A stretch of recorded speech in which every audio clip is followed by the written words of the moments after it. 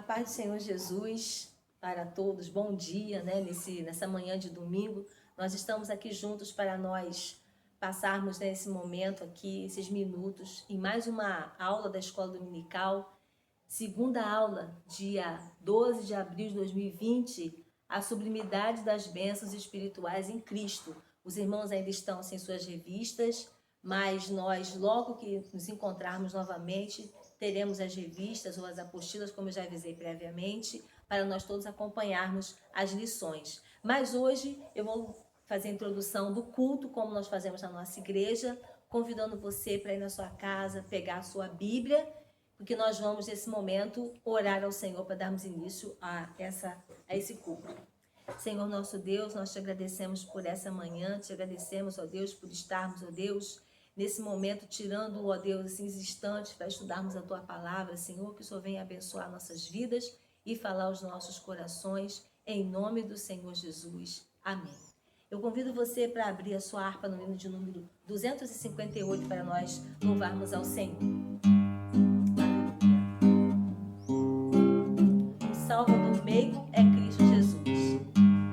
Um Salvador meigo é Cristo Jesus, pois Ele minha alma salvou. Também meus pecados tomou sobre si na cruz quando me resgatou.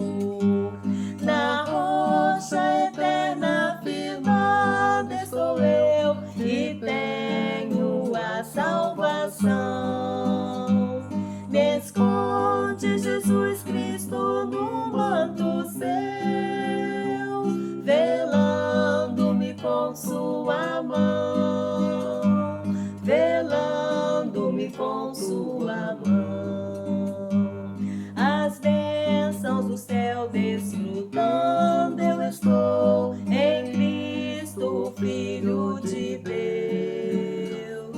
Alegre eu vivo e ando na luz, prossigo na senda do céu. Na rocha eterna firmada estou eu e tenho a salvação. Me esconde Jesus Cristo no manto seu, velando-me com sua mão, velando-me com sua mão. As cargas que eu tive, Jesus as tomou, agora liberto estou.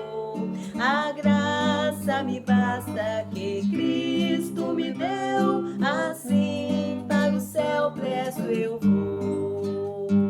Na rocha eterna firmada estou eu e tenho a salvação.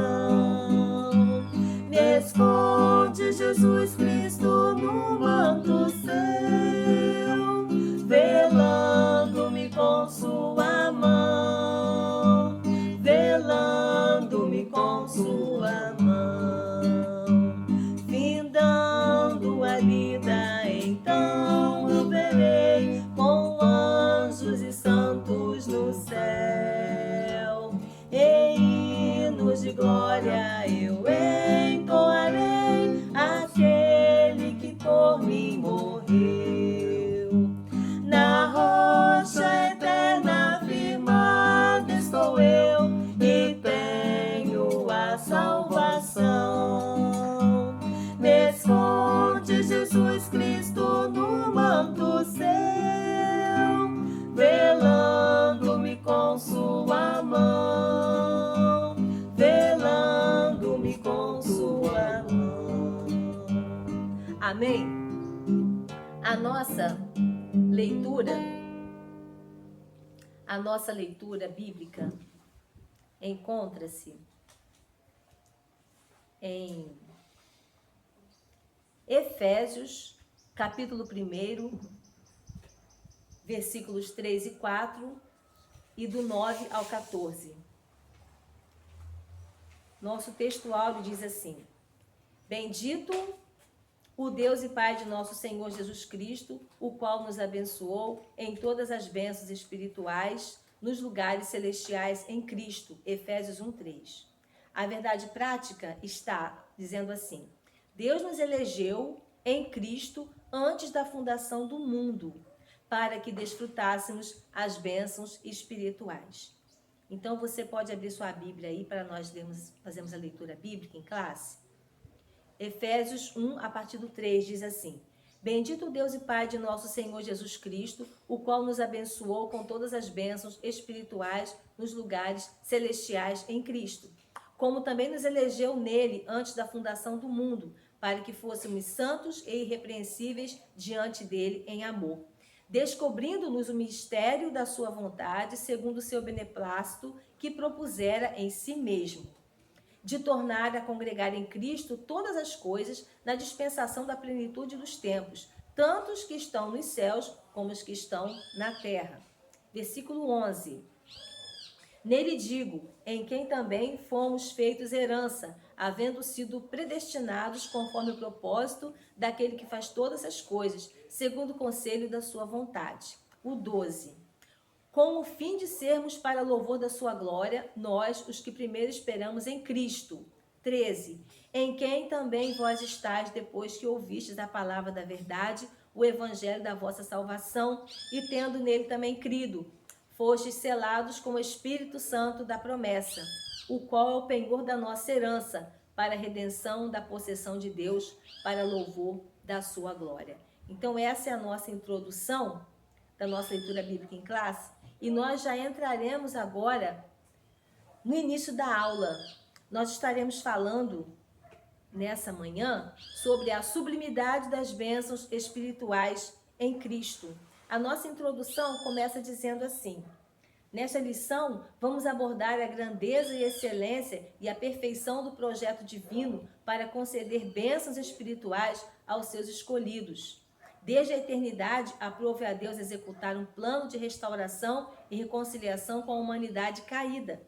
Por isso que na carta o apóstolo Paulo se mostra profundamente agradecido pela revelação do mistério que estivera oculto desde todos os tempos. Ele nos convida a louvar e glorificar a Deus pela sua bondade e misericórdia para com todos os pecadores.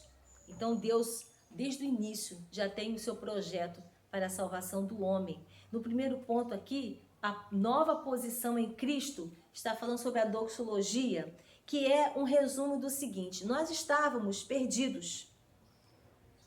Éramos perdidos.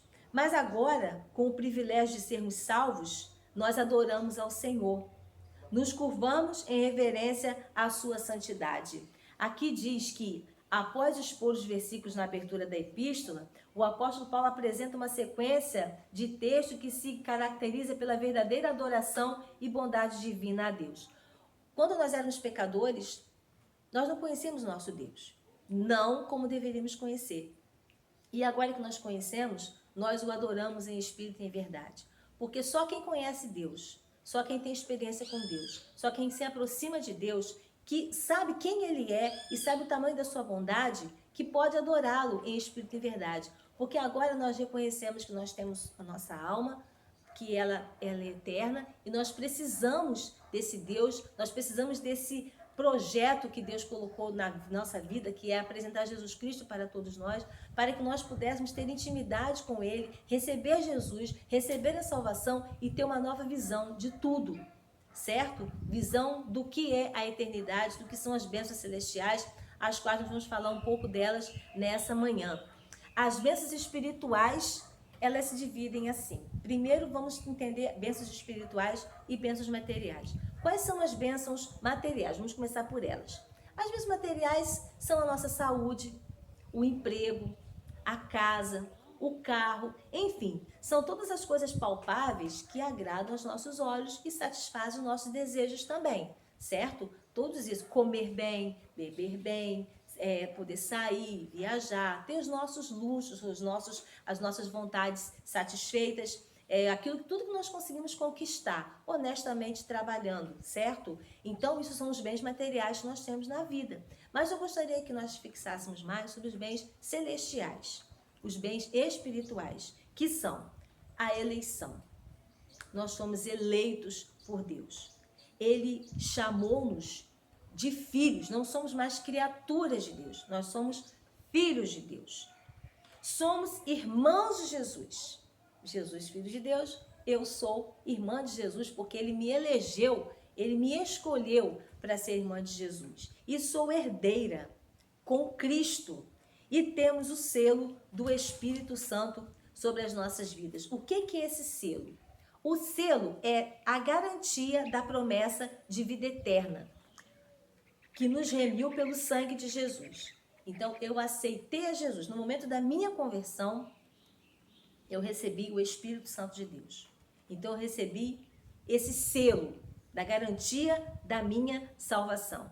Deus nos comprou-nos do mundo, pagou a nossa dívida. Essas são as bênçãos espirituais através de Cristo Jesus. O ponto 2 fala da nova condição. A nossa antiga condição de pecadores era em Adão.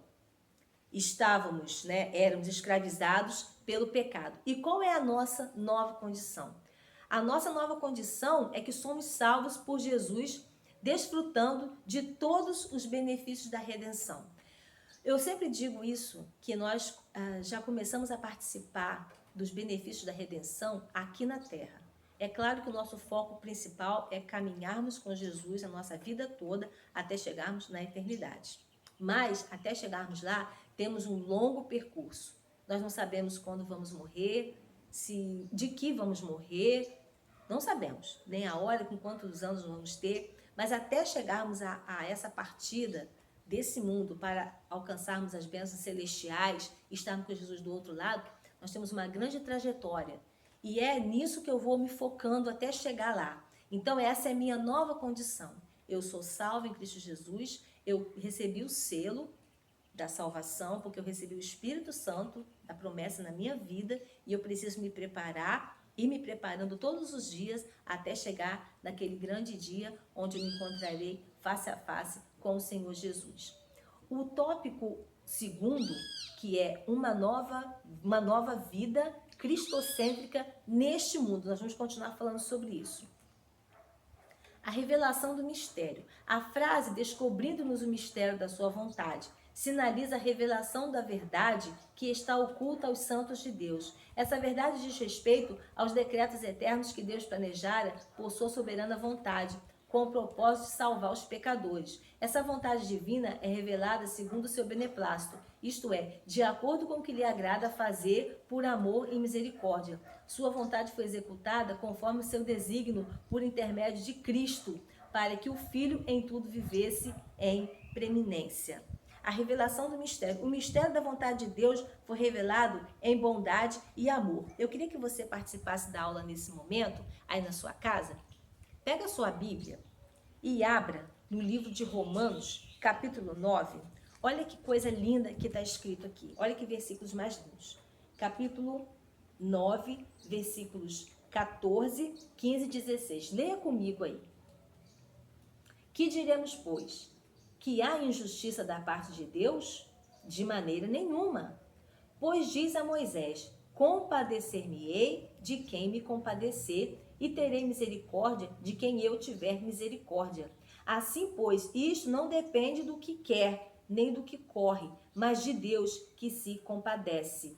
Amém? Então, o amor de Deus, ele foi revelado, todo esse projeto de Jesus vir ao mundo, de morrer, de salvar nossa alma, de nos selar com o Espírito Santo, isso tudo foi um projeto de bondade e de amor, porque há injustiça em Deus. O próprio apóstolo aqui responde: de maneira nenhuma.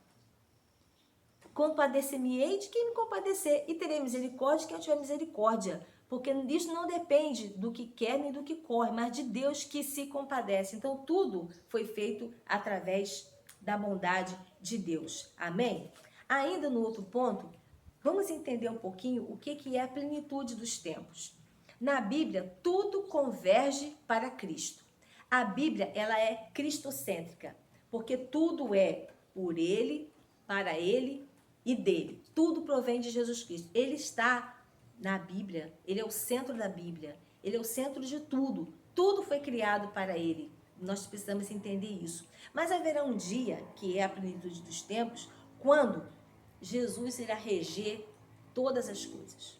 Quando tudo terá fim, quando nós passaremos por todos os projetos e etapas que temos que chegar, até chegar aquele grande dia, onde Cristo, a plenitude dos tempos, é quando Cristo estiver reinando com a sua igreja e todo mal, toda indiferença, toda frieza, quando tudo isso cessar, aí chegará a plenitude dos tempos. O ponto 3 da nossa revista é Espírito Santo, penhor da nossa herança.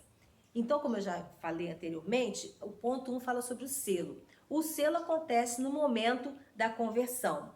Nos tornamos filhos de Deus. Eu ainda vou ler com você, se você ainda está com a sua Bíblia aberta, no livro de Romanos, capítulo 8, 8, 7 a 9, que diz, Romanos 8, do 7 a 9. Porquanto a inclinação da carne inimizade contra Deus, pois não é sujeita à lei de Deus, nem em verdade o pode ser. Portanto, os que estão na carne não podem agradar a Deus. Vós, porém, não estáis na carne, mas no Espírito. E tem uma vírgula aqui. Se é que o Espírito de Deus habita em vós. Mas se alguém não tem o Espírito de Cristo, esse tal não é dele. E se Cristo está em vós, o corpo, na verdade, está morto por causa do pecado, mas o Espírito vive por causa da justiça. E se o Espírito daquele que dos mortos ressuscitou a Jesus habita em vós, aquele que dos mortos ressuscitou a Cristo, também vivificará o vosso corpo mortal pelo seu Espírito que em vós habita. Então aqui ainda continua, de maneira que, irmãos, somos devedores não à carne para viver segundo a carne. Porque se viverdes segundo a carne, morrereis. Mas se pelo Espírito mortificardes as obras do corpo, vivereis. Então nos tornamos filhos de Deus a partir do momento que nós também deixamos todas as coisas que a nossa carne gosta de fazer. Quando você ama uma pessoa, você se dedica àquela pessoa. Você quer o melhor para ela. E você faz de tudo para não aborrecê-la, para não entristecê-la. Se nós dizemos que somos de Deus, se nós dizemos que somos filhos de Deus e nós amamos a Deus, a nossa vida deve ser viver uma sequente preocupação em não entristecer, desagradar, ferir o nosso Deus. Amém? Nós estamos quase terminando. O ponto 2 fala do penhor da nossa herança. Penhor da nossa herança. O que é o penhor? Penhor, vamos acompanhar o raciocínio, é uma penhora. Penhora é um depósito de garantia. Diz assim, nova condição, a plenitude dos tempos, louvor da sua glória.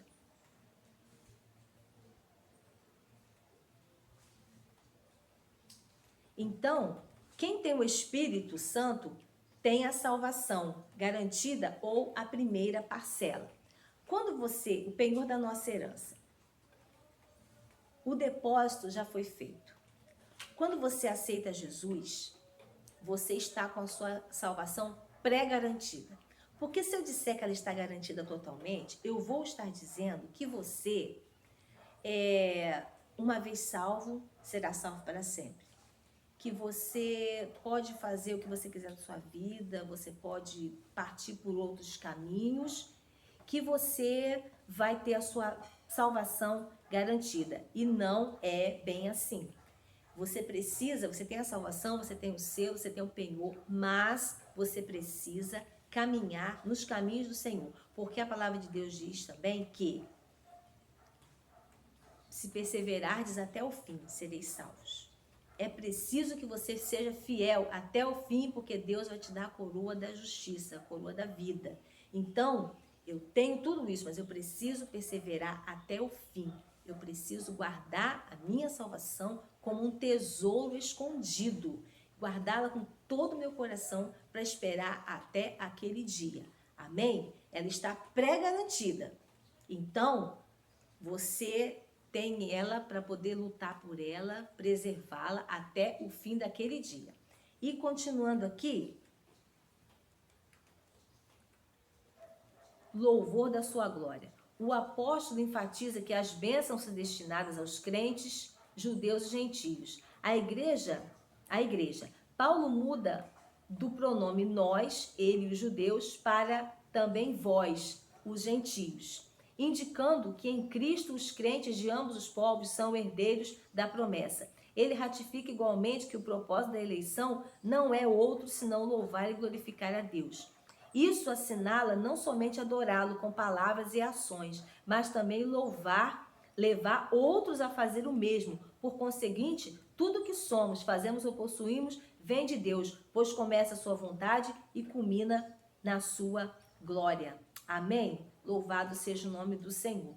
Então, quando nós recebemos um presente, uma bênção que foi essa salvação, eu não só tenho que viver a minha vida louvando e adorando o nome do Senhor, mas eu preciso também compartilhá-lo com outras pessoas. A princípio, compartilhando com os que estão dentro da nossa casa.